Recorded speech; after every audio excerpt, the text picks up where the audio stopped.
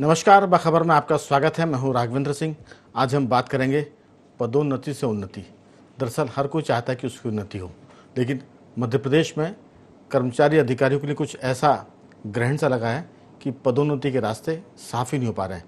मामला high court से लेकर सुप्रीम कोर्ट में जाता है, सुप्रीम कोर्ट और हाई कोर्ट के बीच फुटबॉल बनता है, वापस सुप्रीम कोर्ट से हाई कोर्ट की तरफ मामला पहुंचता है और उसके बाद फिर तारीख पर तारीख। आज इस मुद्दे पर चर्चा की वजह यह भी है कि पहले उम्मीद की जा रही थी कि शायद दिवाली के पहले मध्य प्रदेश के कर्मचारी अधिकारियों को पदोन्नति के मामले में नया फैसला मिलेगा और उनकी उन्नति का मार्ग प्रशस्त होगा। लेकिन अब हालत यह है कि मध्य प्रदेश के मुख्य सचिव अनुराग जैन 23 अक्टूबर तक इस मामले में हर विभाग की रिपोर्ट मांग रहे हैं ताकि वो अगली सुनवाई जो हाईकोर्ट में होनी है वहाँ पर सरकार की तरफ से जवाब पेश कर सके। ये मामला है सुनवाई का, जानकारियों का, लेकिन फैसले का कब आएगा इसका सबको इंतज़ार है। इसी मुद्दे पर हम विस्तार से बात करेंगे। चर्चा के लिए हमारे साथ मौजूद है हमारे स्टूडियो में हमारे 3 विशेष मेहमान। मध्य प्रदेश कर्मचारी अधिकारी महासंघ के संघ के महामंत्री रमेश राठौर जी हमारे साथ हैं। रमेश जी, आपका स्वागत है। मध्य प्रदेश राज्य कर्मचारी संघ के उपाध्यक्ष जितेंद्र सिंह जी हमारे साथ हैं। जितेंद्र जी, आपका बहुत स्वागत है। हाँ, अदला बदली हो गई है। उपाध्यक्ष हैं रमेश राठौर जी और महामंत्री हैं जितेंद्र सिंह जी। तो जितेंद्र सिंह जी, आपका स्वागत है। हमारे साथ ID24 के कंसल्टिंग एडिटर योगेश जी हैं। योगेश जी, आपका भी बहुत बहुत स्वागत है। चर्चा की शुरुआत जितेंद्र जी आपके साथ करना चाहते हैं। जब फाइलें रुकती हैं तो बहुत तकलीफ होती है, और अगर अदालतों में फैसले रुकते हैं तो फिर तकलीफ और बढ़ जाती है। और उसके बाद अगर ऐसा लगे कि बस अब निर्णय आने वाला है, अब इस बार तो आ ही जाएगा, और ये कहते कहते अगर कई महीने और साल गुजर जाएं तो फिर तकलीफ़ के बांध टूट जाते हैं। मुझे लगता है कि मध्य प्रदेश के जो कर्मचारी अधिकारी हैं, ऐसे कई हज़ार कर्मचारी अधिकारी हैं जो पदोन्नति के बिना ही सेवानिवृत्त हो गए हैं। कई बार ये होता है कि हम ख्वाहिश रखते हैं कि वेतन भले कम हो, लेकिन हमारे नाम के आगे लिखा जाए कि पूर्व अधीक्षक, पूर्व उपसचिव, पूर्व संचालक।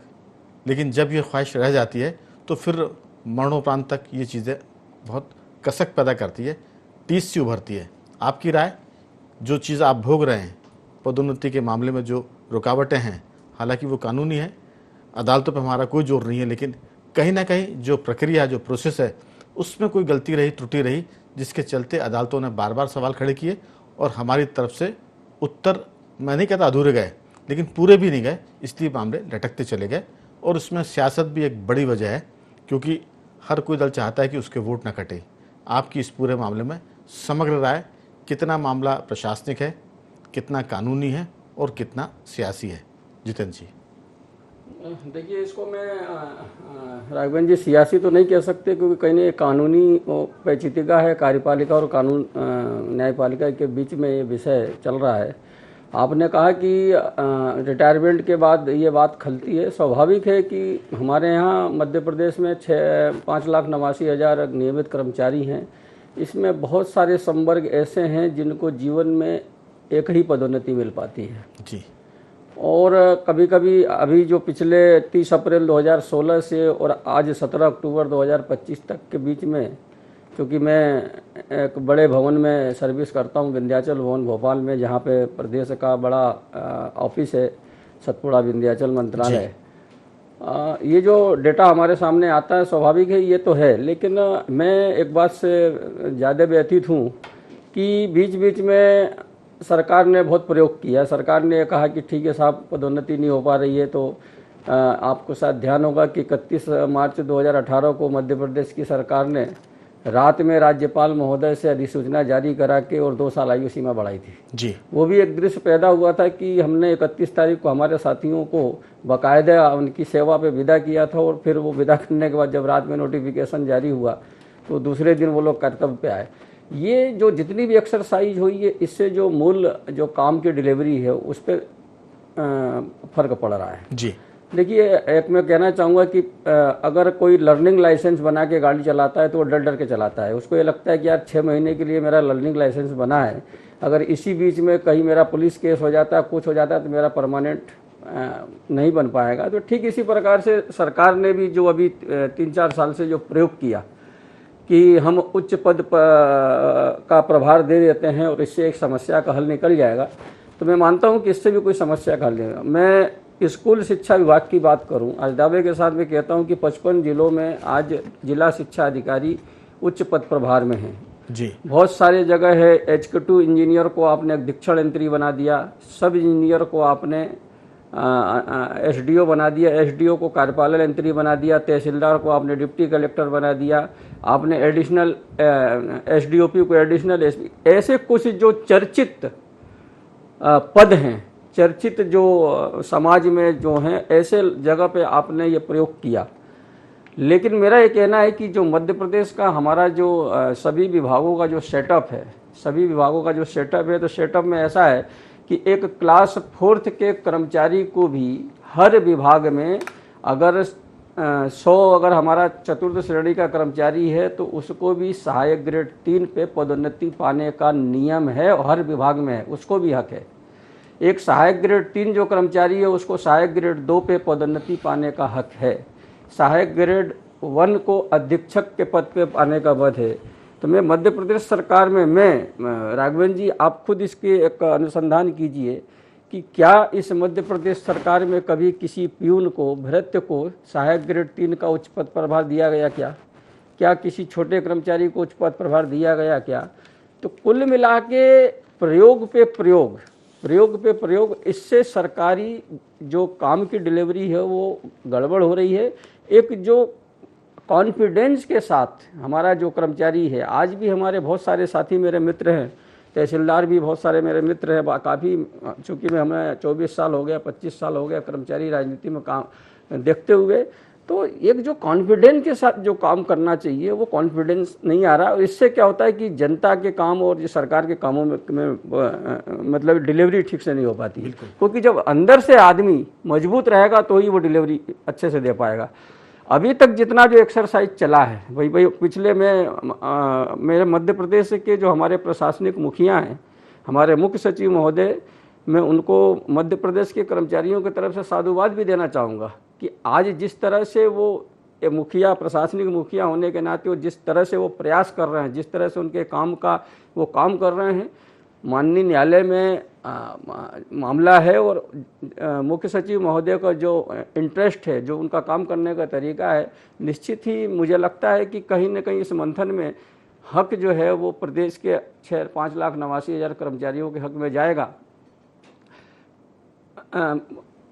और शीघ्र ही पदोन्नति का काम जो है वो शुरू होगा। चलिए जी, कोशिश तो सब जगह से हो रही है, लेकिन जब ये रंग लाए तब हम माने कि अंत भला सो सब भला। देखिए इसमें अभी मैं आपको बता दूं कि मैं लौटूंगा आपके पास दूसरे दौर की बातचीत में, लेकिन रमेश राठौर जी, बात वही है कि आखिर कितनी औपचारिकताएं, कितनी बैठकें, कितनी अदालतें और कितने इसमें चर्चा विचार करके कितने साल गुजर गए। सवाल है कि इसकी कोई सीमा, मैंने जो बात की कि जितेंद्र जी ने भी इस बात से सहमति जताई कि जो सेवानिवृत्त हो जाते हैं पदोन्नति के बिना, उनके परिवार से, उनके मन से पूछिए कि जिस पद के वो योग्य थे, ये जो दावपेच हैं प्रशासन के, कानून के, सियासत के, उसमें वो हजारों काबिल कर्मचारी, योग्य कर्मचारी अपने पदों से वंचित रहकर सेवानिवृत्त होते हैं। ये टीस अगर इसको महसूस चीफ सेक्रेटरी करेंगे तो रफ्तार बढ़ जाएगी, इसको महसूस अगर मुख्यमंत्री करेंगे तो फिर इसकी रफ्तार बढ़ जाएगी। हमारी चर्चा का मकसद सिर्फ ये कि इस तकलीफ़ को महसूस करें अधिकारी कर्मचारी भी। और मैं एक इसमें पैंच शब्द का इस्तेमाल कर रहा हूँ, मैं एक पैंच लगाना चाहता हूँ कि आपकी पदोन्नति आज ही तो कल हो ही जाएगी और ये प्रार्थना है कि आपके रिटायरमेंट से पहले ये मामले सुलझ जाएँ। लेकिन जिस तरह से, हालांकि विषयांतर कर रहा हूँ मैं, जब आप लोगों के सामने, आपसे मतलब जितेंद्र जी और रमेश जी नहीं, जब सरकारी मशीनरी के सामने कोई आवेदन आए तो उसको भी समय सीमा के भीतर निपटाने की कोशिश करें, क्योंकि जब हम सब के मामले लटकते हैं अदालतों में तो बहुत तकलीफ होती है। तो किसी आम आदमी की जब दरखास्त आती है और जब वो लटक जाती है, दब जाती है, उसे भी तकलीफ होती है। ये बात आप लोग माने और सरकार में जो मुख्य सचिव है, मुख्यमंत्री हैं और ऊपर के लोग हैं, वो आपकी तकलीफ माने, तो मुझे लगता है कि ये दिवाली जो है वो भले ही रोशनी कम करे लेकिन उजाले वाली होगी। रमेश जी, आपकी राय? जी बिल्कुल, आपने बहुत सत्य बात कही वो आपने ऐसी बात कही है, मानवीय दृष्टिकोण को अपनाते हुए आपने बात कही है कि जिस तरह से कर्मचारियों को एक टीस है कि अभी तक पदोन्नति नहीं हो पाई है, अधिकारियों को एक टीस है, बहुत सारे कर्मचारी इसी आस में रिटायर्ड हो गए हैं कि उनको पदोन्नति नहीं मिल पाई, और जो अभी जिनको आशा बनी थी कि अब पदोन्नति हो जाएगी, उस पर भी माननीय उच्च न्यायालय के द्वारा रोक लगा दी गई है और कार्रवाई चल गई है। तो वो टीस जो कर्मचारियों को अधिकारियों के मन में पैदा हो गई है, और वो अधिकारी जब कर्मचारी जब टेबल पे काम करते हैं तो आपने कहा है कि उनके मन में भी मानवीय संवेदनाएं होनी चाहिए जब उनके सामने कोई आम नागरिक या जन कल्याण के लिए कोई व्यक्ति आम जन साधारण उनके सामने आता है। तो ये बहुत ही अच्छी बात है आपने कही है, लेकिन इस पर अमल भी होना चाहिए। और बहुत सारे लोग करते भी हैं कि वो समय के अनुसार काम निपटाने में कोशिश करते हैं कि चूंकि जो विभागीय कड़ी है बहुत लंबी होती है, कोई छोटी मोटी कड़ी होती नहीं है, उसमें कई चैनल होते हैं जिनके माध्यम से फाइलों को नस्तियों पे जाना पड़ता है क्योंकि वो नस्ती इसलिए पूरी कार्रवाइयाँ होती हैं कि इसमें किसी भी प्रकार एक तो पारदर्शिता बनी रहे, दूसरा किसी भी प्रकार का भ्रष्टाचार नहीं हो। उसको लेते हुए समय में थोड़ा विलम्ब होता है, लेकिन हम कर्मचारियों की आपकी भावनाएं कर्मचारियों तक पहुंचती हैं और कर्मचारी वर्तमान में मीडिया सोशल मीडिया की जगह से बहुत सारे ऐसी किस्से और कहानियां आते हैं जिनके उनके मन में भी सुधार लाने की और सारी संभावनाएं वो पैदा करते हैं। तो आने वाले समय में निश्चित ही एक तो पदोन्नति मिलनी चाहिए कर्मचारियों को, वहीं ऐसा एक बहुत बड़ा संवर्ग है दैनिक वेतनभोगी संविदा कर्मचारी जिनको आज तक कभी पदोन्नति मिली ही नहीं है, और वो जिस पद पे भर्ती हुए थे या चतुर्थ श्रेणी पे था तो आज भी चतुर्थ श्रेणी है, तृतीय श्रेणी पे हुए तो आज भी तृतीय श्रेणी है, मतलब जिस पद पे थे आज भी 25 साल में उसी पद पे, और उनका वेतन भी 25-30 हजार, वही नियमित कर्मचारियों का 1,20,000 1,30,000 उसी पद का है। तो ये भी एक बहुत बड़ी पीड़ा है जो शासन के समक्ष आनी चाहिए। नियमित कर्मचारियों का पदोन्नति का मामला तो है ही, साथ में उनका भी मामला संज्ञान में सरकार के आना चाहिए। बिल्कुल, एक तो जो संविदा के कर्मचारी हैं वो नियमित हो जाए, ये भी एक बड़ी बात है, क्योंकि आदमी पूरी उम्र लगा देता है और पता हुआ कि नियमित ही नहीं हो पाया। नियमित नहीं होने से जो उसको लाभ मिलने चाहिए वो नहीं मिल पाते, तो पूरा परिवार एक तरह से अभाव में जीता है। एक ही काम का एक नियमित कर्मचारी 1 लाख वेतन पा रहा है और उसी काम को करने वाला 30,000 पा रहा है, तो ये जो खाई है बहुत गहरी है और बड़ी पीड़ादायक है। लेकिन योगीराज जी, पूरा सिस्टम तदर्थवाद पर चल रहा है, एडोकिज्म पर है। जितेंद्र सिंह जी ने कहा कि कोई तहसीलदार है उसे प्रभारी एसडीएम बना दिया है, कोई डिप्टी डायरेक्टर है उसको एडिशनल डायरेक्टर बना दिया प्रभारी। तो जब आप किसी काम को प्रभार के रूप में करते हैं तो उसमें जिम्मेदारी का भाव कम आता है, जब आप उसको फुल फ्लैश काम करते हैं तो जिम्मेदारी का भाव ज़्यादा आता है। मैं सिर्फ इसमें एक चीज़ जोड़ूंगा कि अगर काम करने की मंशा है तो फिर सरकार और उसके उच्च अधिकारी उसे कर देते। जैसे कहा कि रात को 12 बजे या रात में 2 साल की सेवा वृद्धि का आदेश जारी हुआ, जिनको 5 बजे विदाई दी थी अगले दिन से फिर वो काम पर आ गए। अगर आपकी मंशा है तो फिर सारी बाधाएं दूर हो जाती है, और मंशा नहीं है तो फिर आप पहले जलेबी बनाइए फिर इमरती बनाइए, वो भी एक उससे बड़ा फन है, बड़ा हुनर है इमरती बनाने का। तो ये जो सारे मामले हैं, हमें लगता है कि कहीं ना कहीं सरकार कम जो तंत्र के उच्च अधिकारी हैं, मैं कह सकता हूं कि जो भारतीय सेवा के आईएएस अधिकारी होते हैं, वो लोग भी इसमें बड़े दाव पेच लगाते हैं, क्योंकि जो राज्य का कर्मचारी है उसकी वो परवाह नहीं करते। उनकी अपनी सेवा सुविधा पदोन्नति वेतन सब समय पर होती है, भले ही सूखा पड़ा हो, माने अतिवृष्टि हो रही हो, आपके कोरोना आ गया हो, लेकिन उन सब की सेवा वृद्धि, और जो सेवा वृद्धि तो नहीं लेकिन सबकी पदोन्नति टाइम पर होती है। तो जब उनकी हो सकती है आईएएस अधिकारियों की आईपीएस की, तो फिर हमारे राज्य के कर्मचारियों की क्यों नहीं हो सकती? क्या कोई राज्य का कोई आईएएस अधिकारी ऐसा होता है कि जो प्रोबेशन पीरियड में तहसीलदार के रूप में काम करता है, क्या वो जिंदगी भर तहसीलदार रहता है? वो चीफ सेक्रेटरी बन जाता है। लेकिन संविदा कर्मी, चपरासी की हम बात करें, तृतीय श्रेणी कर्मी की बात करें, तो पूरा जीवन उसी पद पर निकल जाता है। आपकी राय? कानून का फैसला तो बाद में आएगा, सरकार अगर फैसले पर उतारू हो जाए तो फिर कई कानूनी बाधाएं दूर हो सकती है, बशर्ते उसकी मंशा हो। आपकी राय? असल में है क्या राघवेंद्र जी, ये सरकार की जिसकी आप बात कर रहे हो, सरकार यदि अपनी पे या जो ये मामले कोर्ट में नहीं जाए जी, ये तो सरकार के हाथ की चीज़ है। दूसरी महत्वपूर्ण बात ये कि वो जो अंग्रेजों की जो गुलामी की मानसिकता चली आ रही है कि एक कैडर ऐसा है जो सब पे शासन करेगा और बाकी सब नीचे वाले वो हमेशा नीचे ही रहेंगे, उनको कोई पात्रता नहीं मिलेगी।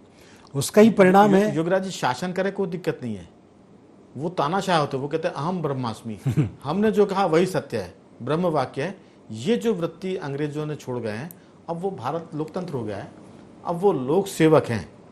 मैंने नहीं कहते वो कहते हैं पब्लिक सर्वेंट, वो गवर्नमेंट सर्वेंट कहते हैं। हमारा मानना है कि वो गवर्नमेंट सर्वेंट नहीं है, वो पब्लिक सर्वेंट है। जनता की चिंता करें, छोटे कर्मचारियों की चिंता करें। जी, ये बात बिल्कुल ठीक है। और सेवक सब हैं, फिर वो ये नहीं कि साहब आप अखिल भारतीय और ये स्टेट के और वो प्यून कैटेगरी के। जी, सेवक सब एक है, आपको करना है जनता की सेवा, एक भाव तो ये होना चाहिए।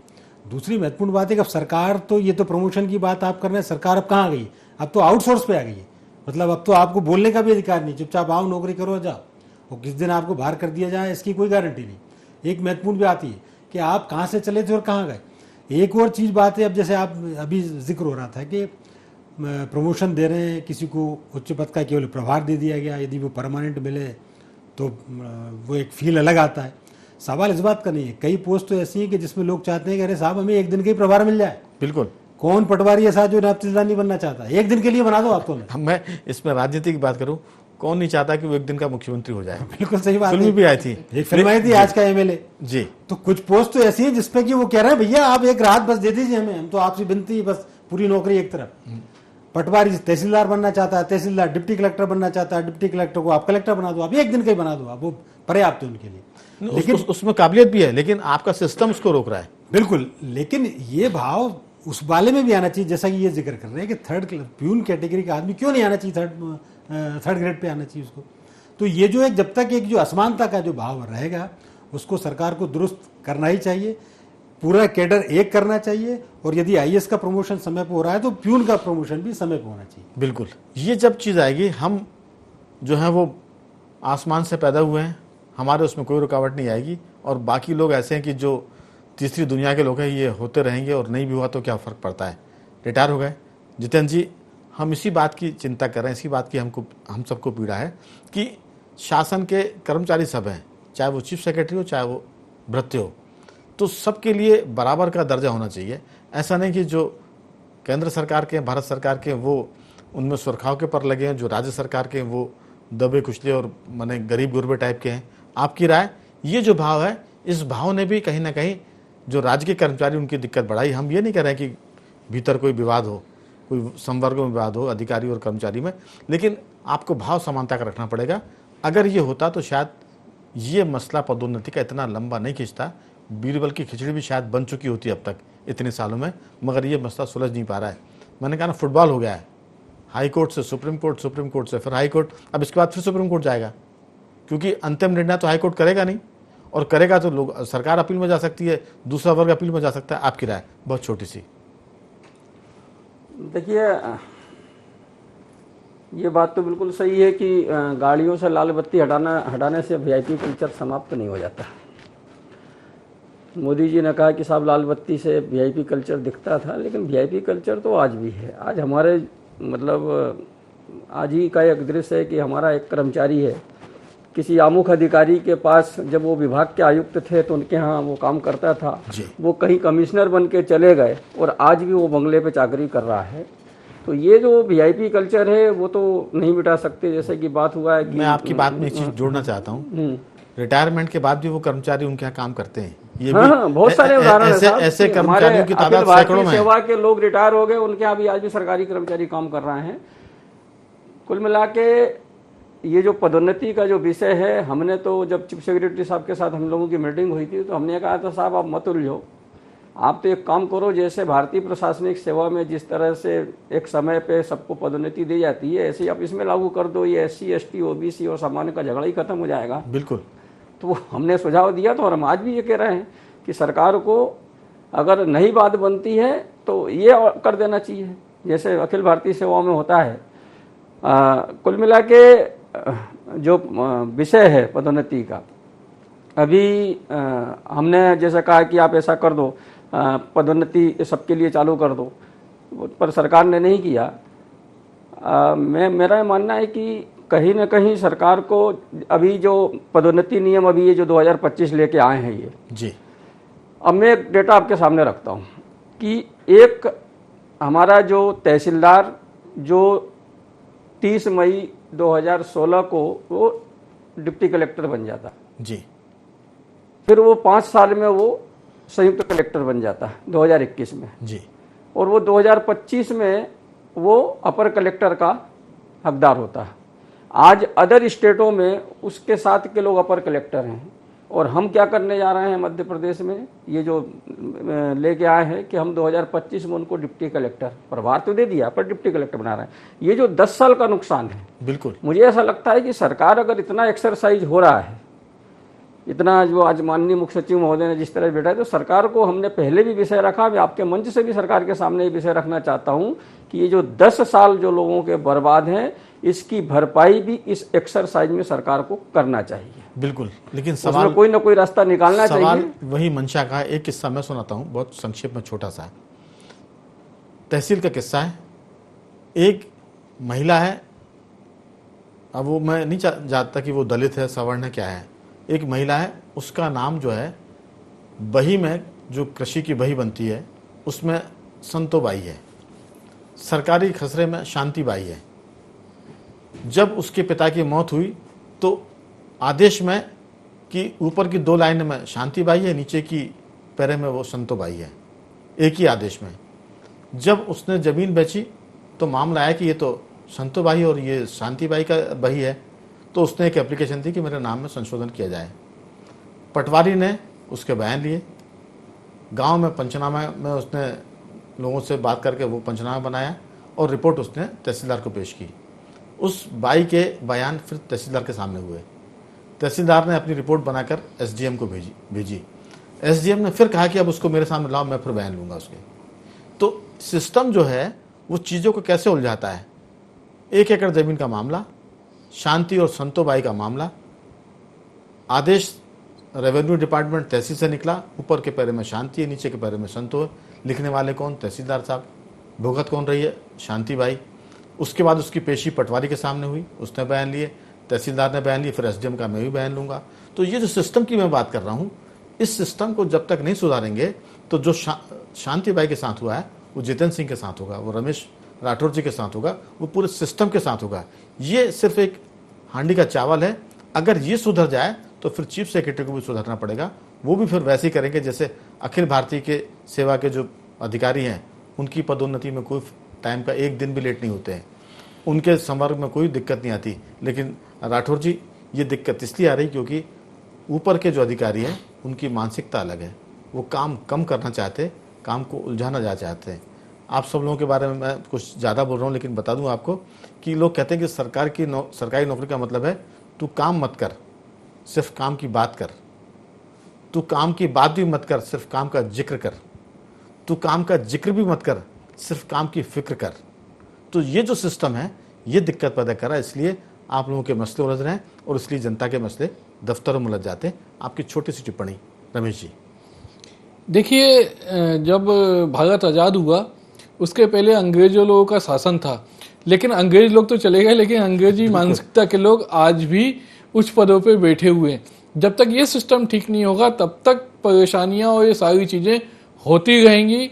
और पदोन्नति, संविदा कर्मचारियों का नियमितीकरण, दैनिक वेतन में होगी, आउटसोर्सिंग कल्चर, इन सब का कल्याण उद्धार भी होना चाहिए और प्रमोशन भी होना चाहिए। सारी चीज़ें व्यवस्थाएं होनी चाहिए। बिल्कुल, समय कम है, विषय बहुत बड़ा है, लेकिन योगीराज जी आपसे अंतिम टिप्पणी की ये जो तदर्थवाद है, संविदा कर्मी है, फिर उसके बाद आउटसोर्सिंग है और उसके बाद पदोन्नति में जो लेट लतीफ़ी जो अड़ंगेबाजी है, ये कहीं ना कहीं हमारे पूरे कर्मचारियों को कुंठित करती है। जब वो कुंठा का शिकार होते तो फिर उसका असर काम पर आता है, चाहे वो तृतीय श्रेणी कर्मचारी हो, चाहे वो राज्य सेवा के प्रथम श्रेणी अधिकारी हो।